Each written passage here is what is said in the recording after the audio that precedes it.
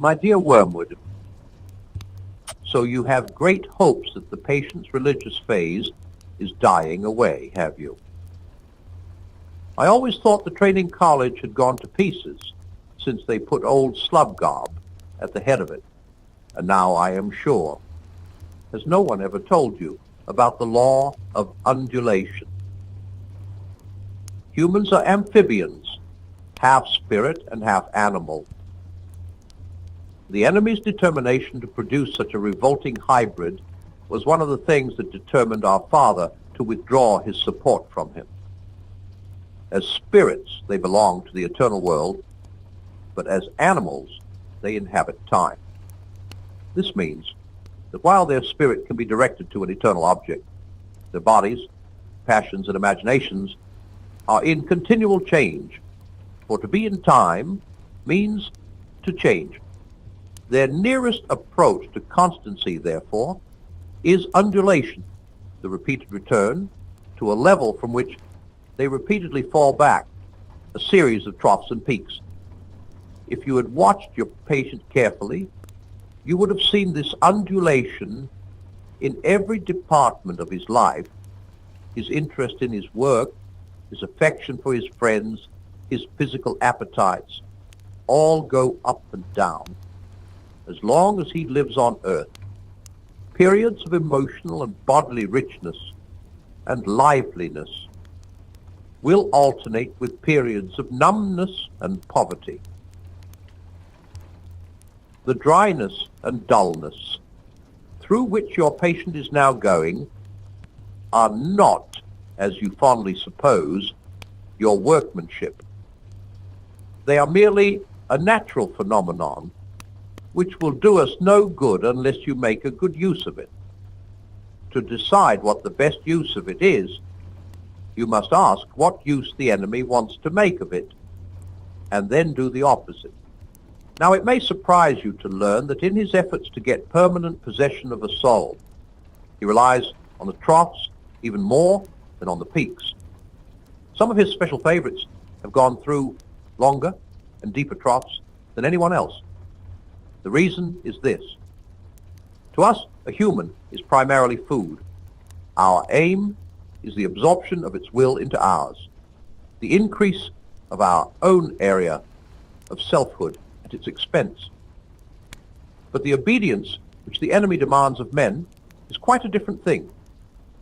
One must face the fact that all the talk about his love for men and his service being perfect, freedom, is not, as one would gladly believe, mere propaganda, but an appalling truth.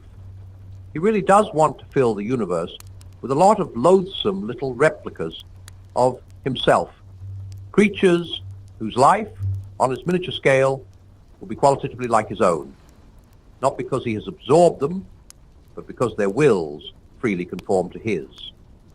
We want cattle who can finally become food.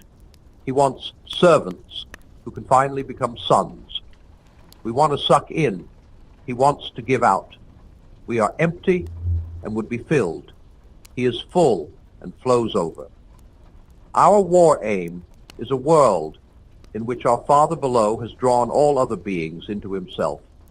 The enemy wants a world full of beings united to him, but still distinct. And that is where the troughs come in. You must have often wondered why the enemy does not make more use of his power to be sensibly present to human souls in any degree he chooses and at any moment. But you now see that the irresistible and the indisputable are the two weapons which the very nature of his scheme forbids him to use. Merely to override a human will, as his felt presence in any but the faintest and most mitigated degree would certainly do, will be for him useless. He cannot ravish, he can only woo, for his ignoble idea is to eat the cake and have it. The creatures are to be one with him, but yet themselves, merely to cancel them or assimilate them, will not serve. He is prepared to do a little overriding at the beginning. He will set them off, with communications of his presence, which, though faint, seem great to them, with emotional sweetness and easy conquest of temptation. But he never allows this state of affairs to last long. Sooner or later, he withdraws, if not, in fact, at least from their conscious experience, all those supports and incentives. He leaves the creature to stand up on its own legs, to carry out from the will alone duties which have lost all relish. It is during such trough periods, much more than during the peak periods, that it is growing into the sort of creature he wants it to be. Hence, the prayers offered in a state of dryness are those which please him best. We can drag our patients along by continual tempting because we design them only for the table. And the more their will is interfered with, the better. He cannot tempt to virtue as we do to vice. He wants them to learn to walk and must therefore take away his hand. And if only the will to walk is really there, he is pleased, even with their stumbles. Do not be deceived, Wormwood. Our cause is never more in danger than when a human, no longer desiring, but still intending to do our enemy's will, looks round upon a universe from which every trace of him seems to have vanished, and asks why he has been forsaken and still obeys. But of course the trucs afford opportunities to our side also. Next week I will give you some hints on how to exploit them, your affectionate uncle.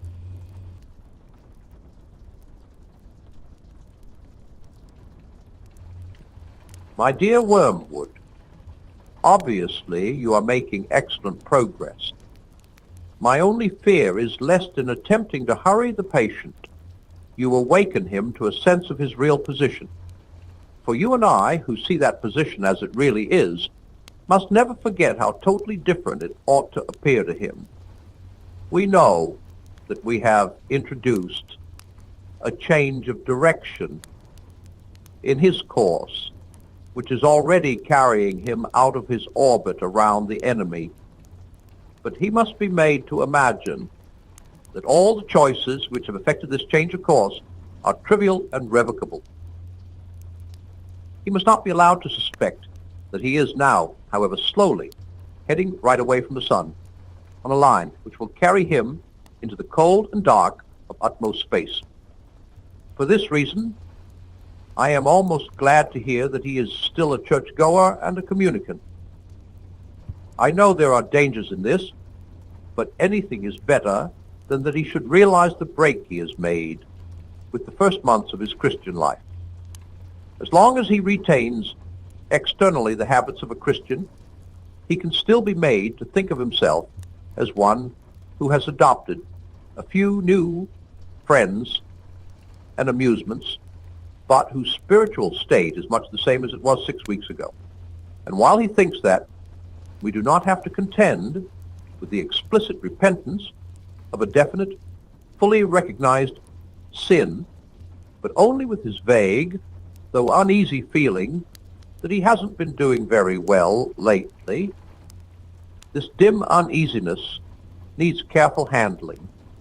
If it gets too strong, it may wake him up and spoil the whole game. On the other hand, if you suppress it entirely, which by the by, the enemy will probably not allow you to do, we lose an element in the situation which can be turned to good account.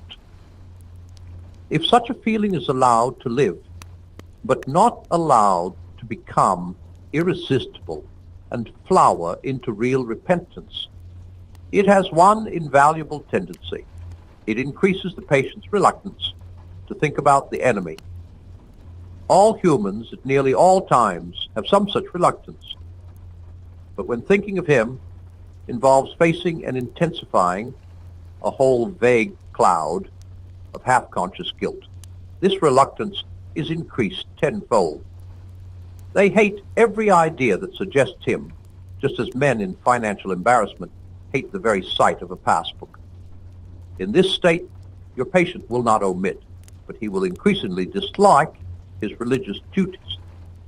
He will think about them as little as he feels he decently can beforehand, and forget them as soon as possible when they are over. A few weeks ago, you had to tempt him to unreality and inattention in his prayers, but now you will find him opening his arms to you and almost begging you to distract his purpose and benumb his heart. He will want his prayers to be unreal, for he will dread nothing so much as effective contact with the enemy. His aim will be to let sleeping worms lie. As this condition becomes more fully established, you will be gradually freed from the tiresome business of providing pleasures as temptations. As the uneasiness and his reluctance to face it cut him off more and more from all real happiness, and as habit renders the pleasures of vanity and excitement and flippancy at once less pleasant and harder to forego, for that is what habit fortunately does to a pleasure, you will find that anything or nothing is sufficient to attract his wandering attention. You no longer need a good book, which he really likes, to keep him from his prayers, or his work, or his sleep. A column of advertisements in yesterday's paper will do. You can make him waste his time, not only in conversation. He enjoys with people whom he likes, but in conversations with those he cares nothing about, on subjects that bore him. You can make him do nothing at all for long periods. You can keep him up late at night, not roistering, but staring at a dead fire in a cold room. All the healthy and outgoing activities which we want him to avoid can be inhibited and nothing given in return, so that at last he may say, as one of my own patients said on his arrival down here, "I now see that I spent most of my life in doing neither what I ought nor what I liked." The Christians describe the enemy as one without whom nothing is strong. And nothing is very strong enough to steal away a man's best years, not in sweet sins, but in a dreary flickering of the mind, over it knows not what, and knows not why, in the gratification of curiosities, so feeble that the man is only half aware of them. In drumming of fingers and kicking of heels, in whistling tunes that he does not like, or in the long dim labyrinth of reveries that have not even lust or ambition to give them a relish, but which, once chance association has started them, the creature is too weak and fuddled to shake off. You will say that these are very small sins, and doubtless, like all young tempters, you are anxious to be able to report spectacular wickedness. But do remember, the only thing that matters is the extent to which you separate the man from the enemy. It does not matter how small the sins are, provided that their cumulative effect is to edge the man away from the light and out into the nothing. Murder is no better than cards, if cards can do the trick. Indeed, the safest road to hell is the gradual one, the gentle slope, soft underfoot, without sudden turning, without milestones, without signposts, your affectionate uncle.